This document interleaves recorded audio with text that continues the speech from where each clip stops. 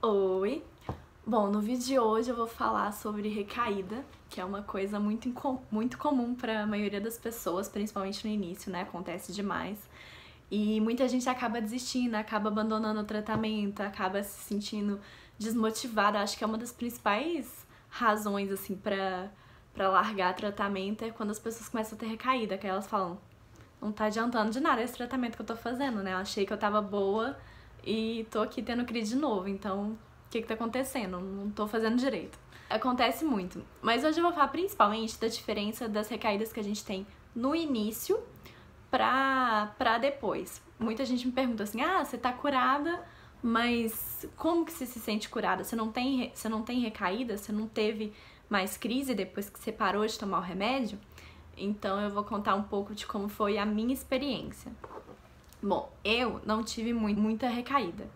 Na verdade, eu tive pouquíssimas recaídas, mas no início mesmo. No início, quando eu tava começando a tomar o remédio ainda, tava nos 6 meses de remédio, assim, eu já tava querendo tirar o remédio quando eu aguentava mais tomar remédio todo dia e fazer psicólogo. Eu queria acabar logo com o tratamento, eu queria ficar boa logo.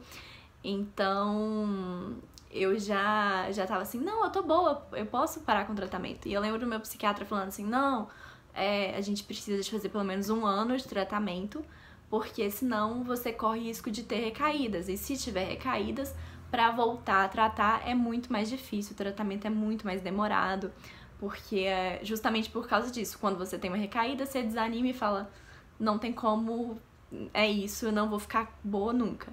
Então ele me pediu pra eu esperar até 1 ano pra eu ter certeza de que eu realmente estava curada e de que eu realmente estava boa e podia largar o remédio e não ia ter recaída mais.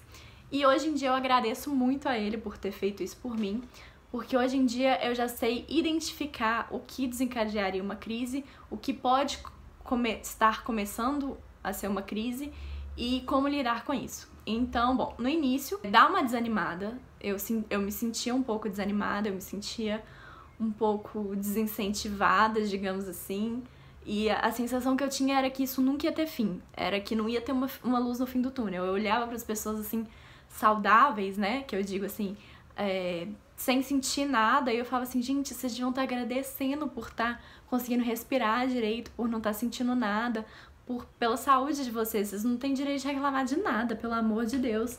E era esse o sentimento que eu tinha, e eu falava, isso nunca vai ter fim. Eu tô assim, eu nunca mais vou conseguir andar na rua direito, sem sentir nada, eu nunca mais vou conseguir passar por situações de estresse sem sentir uma palpitação ou sentir alguma coisa.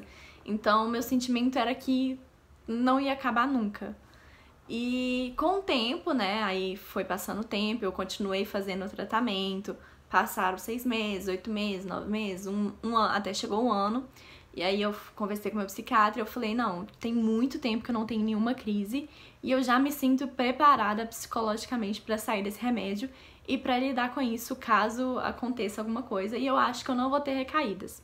E de fato eu já estava preparada, porque hoje em dia, quando acontece alguma situação que no passado me desencadearia uma crise, como por exemplo, algum momento de muito estresse no trabalho, ou algum momento de doença na família, são situações que anteriormente me desencadeariam uma crise e eu ficaria muito mal, iria pro hospital e ficaria com o coração acelerado, nó na garganta, todos esses sintomas de crise do pânico. Hoje em dia, quando eu passo por uma situação que eu sei que desencadearia uma crise, eu já fico alerta, eu já fico preparada e já penso assim comigo. Se eu começar a sentir alguma coisa, é só porque eu estou num momento de muita pressão, num momento de muito estresse, e é só uma tentativa do pânico voltar. Mas eu não vou deixar isso acontecer. Então, por exemplo, eu vou dar um exemplo muito recente que foi uns 2 dias pra trás, eu acho. Eu tava muito estressada com o negócio de trabalho, eu tava me sentindo muito pressionada, as coisas não estavam dando certo.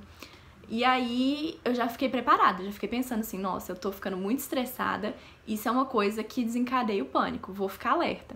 Então, em um momento que minha cabeça começou a ficar, eu comecei a sentir uma pressão assim na minha cabeça, assim, sabe? Quando fica cheia, assim, não sei explicar, fiquei sentindo uma pressão na minha cabeça. E aí na mesma hora eu pensei, tudo bem, isso é o pânico tentando voltar, porque eu tô sob uma situação de muito estresse, uma situação de muita pressão. É simplesmente o pânico tentando voltar. Só que eu não vou deixar isso acontecer. Isso vai passar, isso é só porque eu tô muito estressada e vai passar sozinho, não tem por que eu me desesperar. E de fato, como eu não dei bola para aquilo, passou muito rápido, porque eu já sabia o que estava acontecendo, eu já sabia que era uma situação que desencadeava o pânico para mim, então eu agi naturalmente, eu fiquei calma, tranquila, porque eu sabia que era só uma situação de estresse e que aquilo ia passar. Então, o que eu vejo de diferença de hoje em dia é que eu sei identificar as situações, eu sei dar nome aos bois, né? Saber eu sei o que desencadeia pra mim a crise e sei controlar para que a crise não venha. Não é que eu nunca mais tive nada de nenhum sintoma assim de crise, mas eu sei identificar que aquilo é um sintoma, que aquilo é uma tentativa do pânico de voltar, e eu sei bloquear aquilo para aquilo não me deixar, para aquilo não me afetar e eu conseguir sair tranquilamente sem nenhum caos, sem nenhuma dor ou nada do tipo. Então, eu acho que a diferença de hoje em dia é que depois do tratamento você sabe identificar e controlar as situações que desencadeiam o pânico. Bom, essa é a minha experiência, claro que cada um tem uma experiência, né? Mas eu acho que a maioria das pessoas também é assim. Que depois que você trata e você consegue enxergar com maior clareza, sair daquele caos, né, do pânico, quando você consegue enxergar com maior clareza, você consegue controlar melhor. Então, respondendo as perguntas, hoje em dia não tenho recaídas, eu tenho situações que eu sei que me desencadeiam pânico, mas eu consigo bloquear elas antes que o pânico venha, entende?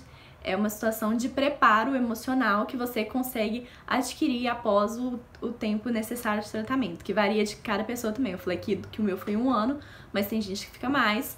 Menos eu não aconselho, porque é de fato um momento de amadurecimento, de ganhar consciência corporal, que demora, não é do nada. Bom, essa foi a minha experiência.